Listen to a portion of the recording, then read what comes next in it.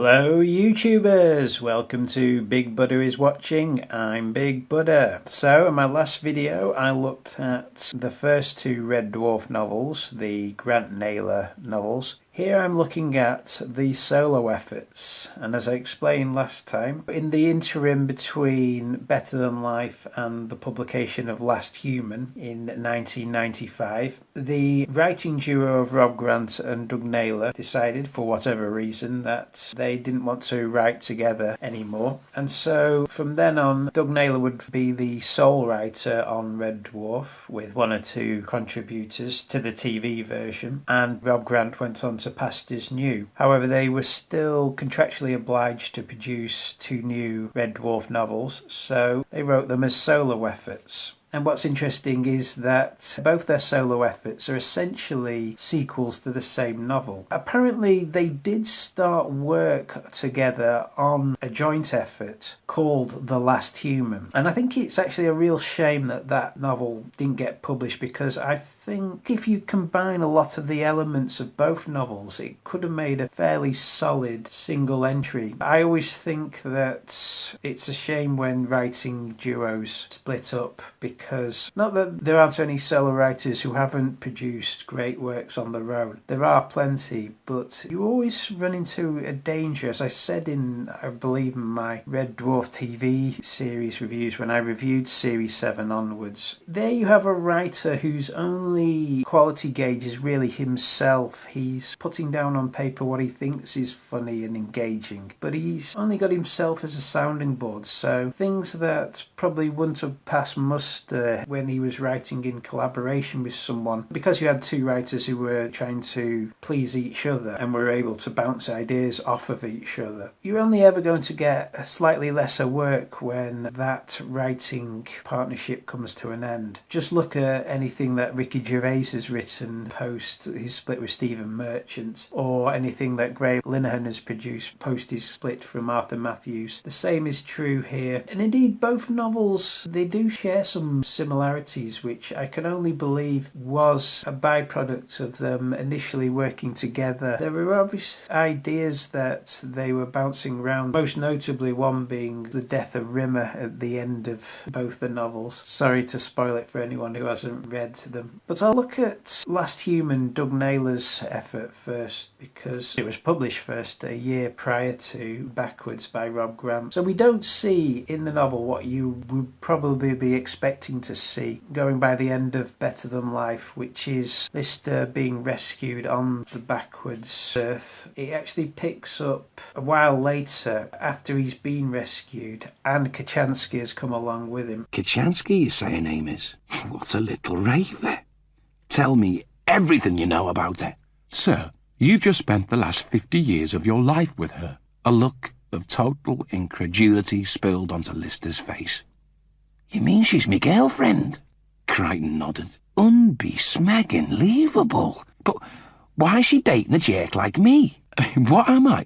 The last human being alive or something? And it starts off really with a rehashing of the opening of Sirens, the opening episode of Series 6. So you have here, like with the previous novels, Infinity Welcomes Careful Drivers being the novel equivalent of Seasons 1 and 2, and Better Than Life being the novel equivalent of Seasons 3 and 4. This is the novel equivalent of Season 6. This is the one that arguably has the most original material in it, and at least the most original plot. I was quite surprised actually, because I assumed that a lot of the story elements of Last Human would be recycled in Series 7, but that turned out not to be the case, even given the fact that Kochanski was introduced as a main character in Season 7. The way she was handled in that series was vastly different from the way she was handled in Last Human. In the novel, Lister and Kochanski are lovers. They've been married for 35 years at this point and de-aged together, and they spend the entirety of the novel in love and as a couple. I just feel I screwed it up. I had a responsibility to restart the human race, and I blew it. Let me show you something. She tugged off her loosely buttoned mauve shirt and pulled her t-shirt over her head. You know, you never plan ahead. You live for now and Hope everything works itself out. Personally, I think that's kind of cute. But then, I have major character flaws of my own. What are you talking about? Planning ahead. You never do. She grinned. Lucky then, you got yourself entangled with a gal who does. As opposed to in the series where it's unrequited love from Lister to Kochanski, and of course that's where much of the comedy lies within. I think it was a better move to do that in the series because it gave a more sitcom dynamic to the characters, and arguably a better idea to have them as a couple because it gave the novel more gravitas, especially later on in the story when they're separated. So the plot picks up with, as I've said, Lister and Kochanski having been rescued by the rest of the crew. Like in Series 6, they've lost Red Dwarf, and so we get an entirely Starbug set story. It then goes off into story elements that weren't used in the series. So having passed back through the Omniverse, back from the backwards dimension, they've ended up in a parallel dimension. This becomes evidence by the fact that they find a crashed version of Starbug. We've just logged onto the ship's ident computer. And, said Lister, getting to his feet, that ship out there is Starbug. Another Starbug? No, this Starbug. In which the crew have been murdered, all but Lister, who's missing. For the first time, Lister felt a connection. The ship was identical, the furnishings were similar, and yet until now, until he'd seen this picture, he'd felt strangely alienated from his other self in a way he couldn't articulate. But this picture changed everything. A smile tobogganed across his face. OK, let's find the son of a bitch and bring him home.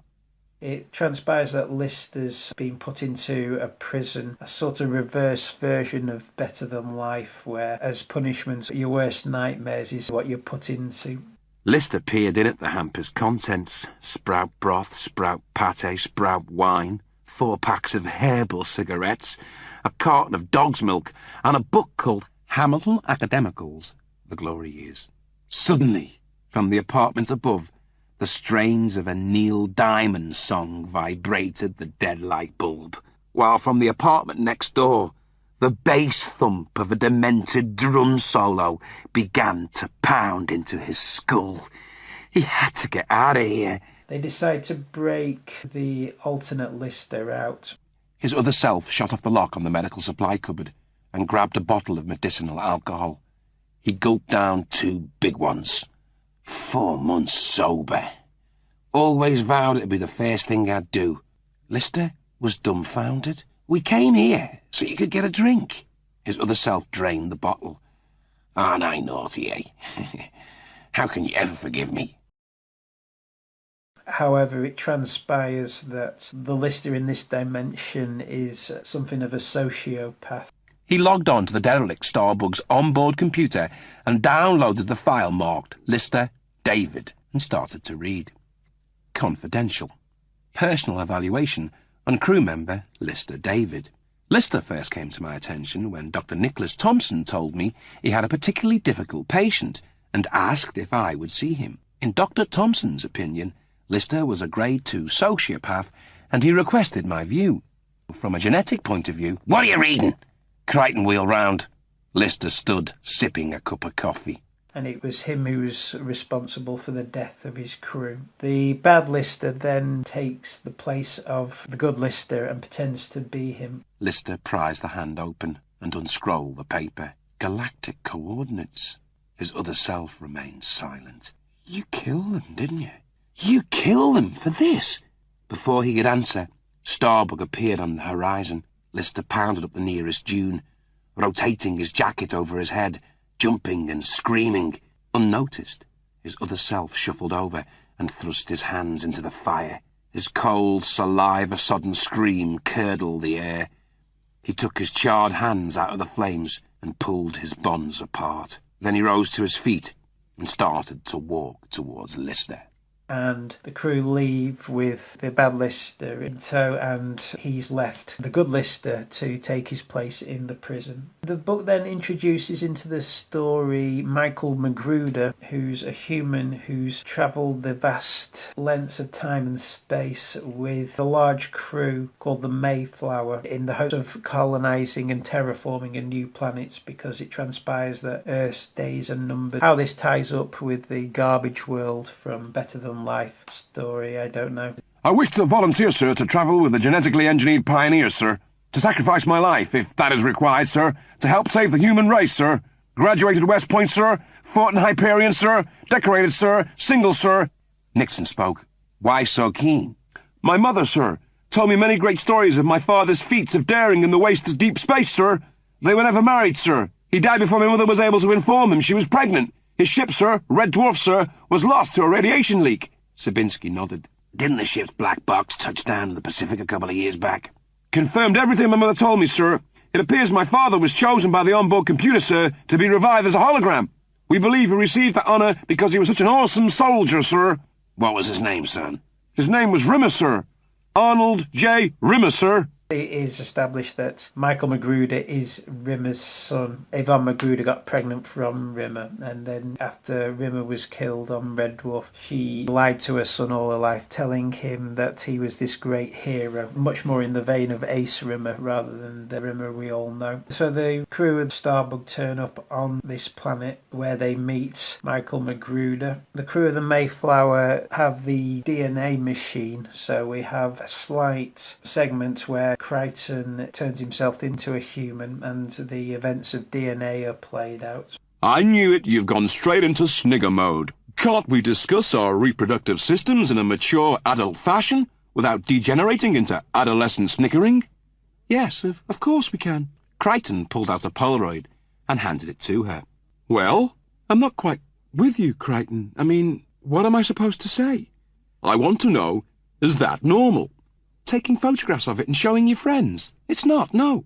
Lister then turns up on the planet, the good Lister, having made a deal with the prison for a shorter sentence. He'll go on a recon mission to the planet. The planet is being ravished by this thing called the Rage, which is where everybody's neuroses are played out in a storm, and every time it turns up, it claims one victim.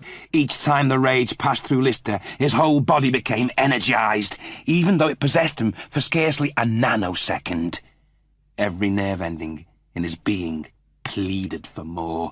More of the fury, more of the power, more of the undiluted, pure white rage that lifted him beyond himself and made him a god. All he wanted was for it to possess him, so for that one brief second of time he would have all the fury, all deliriously, blissfully to himself. That it would take his life as a consequence was a price he would have paid tenfold. The book ends with good Lister encountering the evil Lister. The Rage turns up. The evil Lister takes the luck virus so it won't inhabit him. But the way the Rage works is that when it inhabits you, you want it to inhabit you. It's the thing you want most in the world. So because the evil Lister has taken the luck virus, it inhabits him and destroys him. Now it was in Magruder, and then Kachansky, and then Lister, and then back again. It was in him once more. He felt its power, and tasted its awesome promises. Then it left him, and entered Magruder. But he wanted it to stay, to possess him, to engorge him with its power. He wanted the Rage. They all wanted the Rage. Soon they were all screaming, pleading with it to choose them. But only one of them had taken the luck virus, and the luck virus made your dreams come true. The Rage chose him. He let out a sob of ecstasy and felt the full onslaught of its power before his body was seared by an acid wind that cleaned him of his flesh.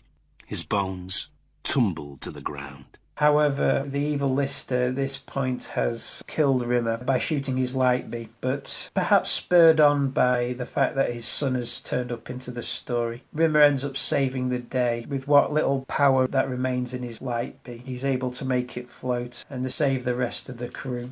The gravity gale howled through their guts. as the light bee paused and then started to flash a new message. S-M-A-K-I-B. B again. F-B. What does that mean?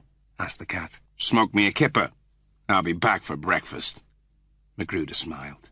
The bee powered into the heart of the rage. The rage erupted in an extended volley of blood-black explosions that lacerated the plain. Gargantuan light bulbs of fire plumed skyward. The rage was dead.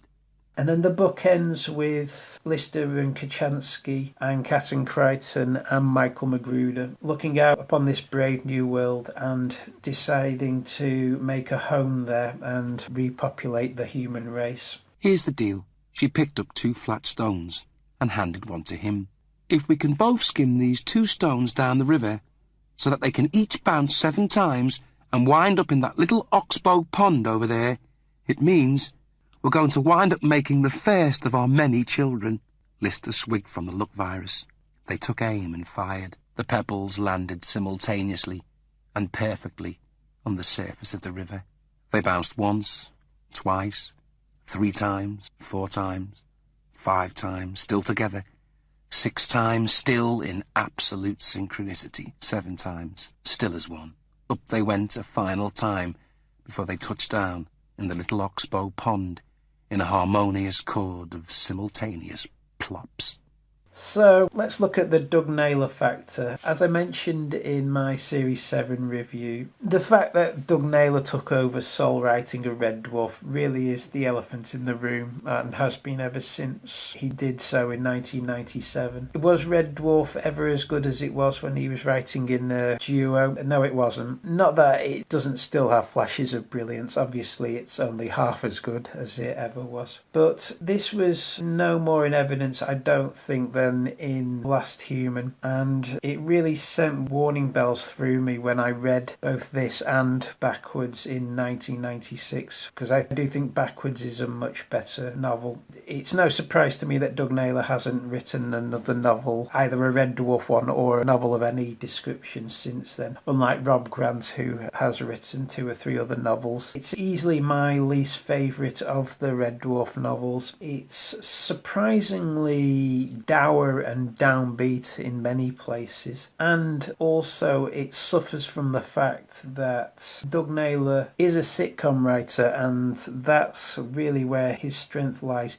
He's not a novelist. Rob Grant, of the 2, he was really more of the born comic novelist writer, and you can see in his writing in Backwards and his subsequent novels, Colony, Incompetence, Fat, that he was far more at home in the novel writing. It's a shame because there is good stuff in this, and if they had collaborated on one single novel, I think this could have been great. There's elements in this that you could have combined with elements from Backwards to make a really solid novel, possibly one that would even rival or better Than Life, at least for me. I liked the Evil Lister plotline. It was almost reminiscent of the way the film Something Wild plays out, in which you get a comedic idea but eventually elevates and escalates to violent melodramatic proportions in the end. But I still think that Rob Grant had more of a deft hand when it came to handling these darker elements that they'd introduced into Red Dwarf. In Doug Naylor's hands, it just becomes downbeat and depressing. Funny, really, because his solo writing on the TV version wasn't really that. That still stayed very much in the sitcom vein.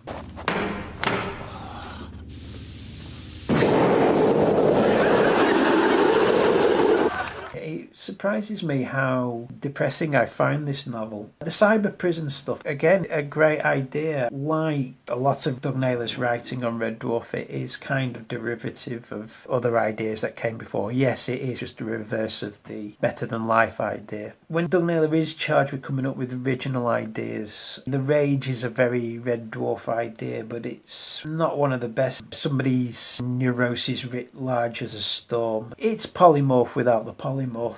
It's a shame, a real missed opportunity. This could have been great, but there's unfortunately in it for me too much of it that doesn't work. The tonal shifts from the lighter stuff that was largely derived from the TV show towards the more downbeat, depressing, violent, almost sinister elements in the novel just don't work for me. Unlike the other three novels, it lacks the joy. This could have been great if it wasn't a Red Dwarf novel. If it had just been written as a serious novel, obviously with different characters, I think I'd probably like this a lot more. But because it's Red Dwarf, but it doesn't feel like Red Dwarf, I've never really got on board with it. The ending is a total downer as well. The death of Rimmer. Well, I don't mind the death of Rimmer. Rimmer's wails of terror were buried under the booster's roar as he ricocheted off 3 cargo bay walls and scorched the gantry floor with a new orange carpet of fire.